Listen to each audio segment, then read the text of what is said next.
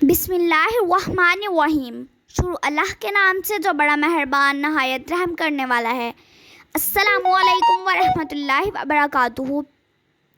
नबी करीम सल्लल्लाहु अलैहि वसल्लम ने फरमाया, अपनी नमाज में अपनी मौत को याद करो, क्योंकि जब आदमी अपनी नमाज में अपनी मौत को याद करता है तो वो बेहतर अंदाज में अपनी नमाज अदा करता है। और उस शख्स की तरह नमाज़ पढ़ो जिसे यकीन हो कि वो इसके अलावा कोई और नमाज अदा नहीं कर सकेगा, और हर इस मामले से बचो जिससे माजरत करना पड़े। इसका हवाला यहाँ नीचे लिखा है, आप लोग देख सकते हैं।